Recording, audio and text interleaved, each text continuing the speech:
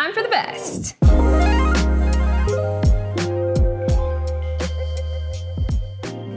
Hey guys, welcome back. I read 100 books this year, and of that, about half were specifically 2023 releases. Today, we are going to go through the best of them. I do have a worst of 2023 releases video out there if you're interested, but for now, here are the best. Morbidly Yours. This is a romance novel available on Kindle Unlimited, and I loved it so much that I got a physical copy of it. So this is a lovely book about an outgoing woman and a recluse man who become friends, and then of course, they fall in love. This book explored the topics of grief in a really honest way. We also got to watch the main characters grow together and learn from one another. They have this wonderful chemistry, and they really balanced each other out. Their connection to one another throughout the book just felt really natural. Georgie All Along. I got this one in a Once Upon a Book Club subscription box. So I do have a video out there of me reading this book along with opening the gifts from the book box. So if you're interested, you can watch a whole video of me being like, I love this book. I don't know what it is about this book, but it's one of the books that I reread passages from throughout the year over and over and over again. I could not stop thinking about it. So this book doesn't even have much of a plot outside of the romance aspect. I mean, the main character, she's trying to find some direction for her life by revisiting some old junior high diaries, but that's not even that big of like a deal.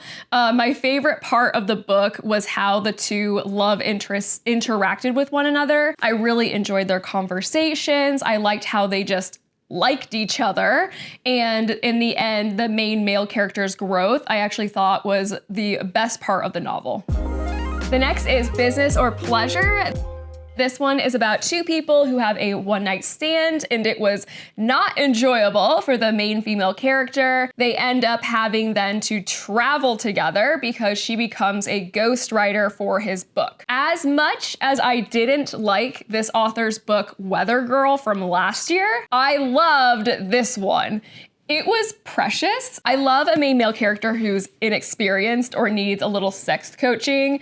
It feels realistic, and it's refreshing to see a book represent this. And it's also wonderful to see representations for some great communication between the two main characters. Their ability in the book to talk to one another and just communicate about their problems and how they're feeling was just top notch in this one.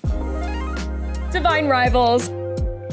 I am so happy that I ended up really loving this one because I got the Owl Crate version of it. You know how I feel about getting Owl Crate versions or special edition versions of books that I end up hating. So it feels super, super good to get a version of a special edition book from a book box that you end up just loving. I thought that I would like it because Rebecca Ross, her other book, A River Enchanted, I believe that was on my best of last year list. So she's on this list again. So with Divine Rivals, this is a young adult fantasy novel about two rival journalists who are reporting on this God's war that's happening in their universe. This book was lovely. The characters really came alive for me, and the author did a really good job of making the reader really feel the characters' emotions. Iris and Roman were this adorable pair, and they just ended up being perfect for each other. I really love a well-done enemies to lovers trope. So this one does end on a cliffhanger.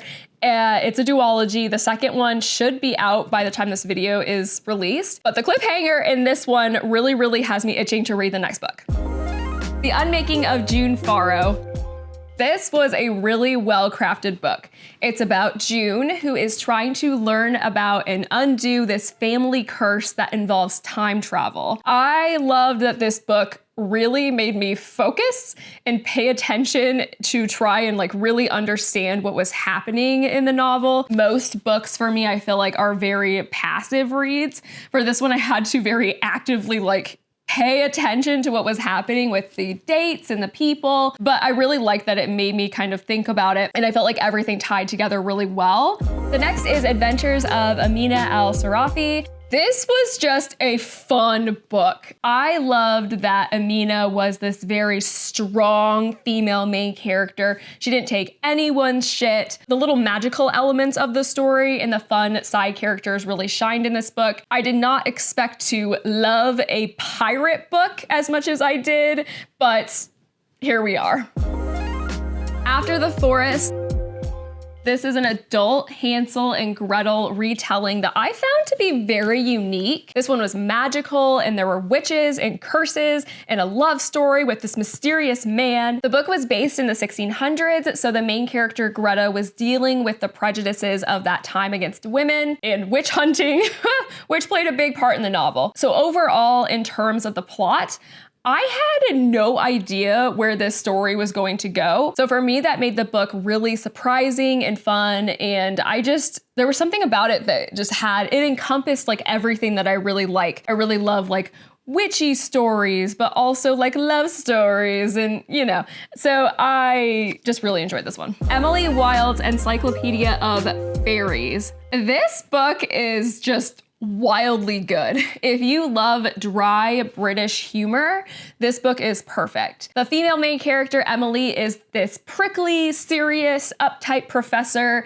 who specializes in fairies, and the book is written like a journal. So she's completing an Encyclopedia of Fairies. She's in a remote village doing her research with this lively, whimsical colleague named Wendell. And the balance between these two characters was just perfect. It was just like the ultimate like grumpy sunshine, but she's very, very serious and he's like, oh, we're just having fun, checking out fairies. So since Emily Wilde in the book is creating an Encyclopedia of Fairies, the author of the book had to really create this world around this encyclopedia that Emily is creating. So the world building felt very natural and interesting in the book. It just felt so real because it was a journal. I found it very, very charming. It's the ultimate cozy fantasy. Wayward. This book stuck with me more than I ever thought it would. It follows 3 generations of the Wayward women who are going through similar situations but decades apart. It has magical realism and this feminine rage that really sucked me in. When I was reading this, oftentimes I would just find myself sitting and reflecting on what I had read. I found it to be a really powerful book. Now, I know the rest of the list was not in any particular order. I have to say this last book might have been my absolute favorite of the year. It surprised me and I thought it was just brilliant. Inkblood Sister Scribe. I love it. The characters in this book just felt so inviting. And I actually really, really, really, really wish that there was a sequel so that I could spend more time with them. I didn't see any of the twists in this book going the way that they did. And I was surprised and interested the entire time. I literally don't want to say anything about this plot besides that it's about 2 magical sisters and a magical library of books. But besides that, the other aspects of the plot, I didn't even see coming. Like, they aren't in the premise. There are characters in this book that aren't alluded to in the premise or even mentioned, and they end up being my favorite parts of the book. So I think for this one, it's best to go in completely blind because it's a real treat. And to everyone who recommended I read this one in the comments, thank you, thank you, thank you. I loved it. That is it for me today, guys. Let me know what books you loved this year. I want to know. As always, thank you for spending your time with me. Don't forget to subscribe, and we'll see you next time. Bye.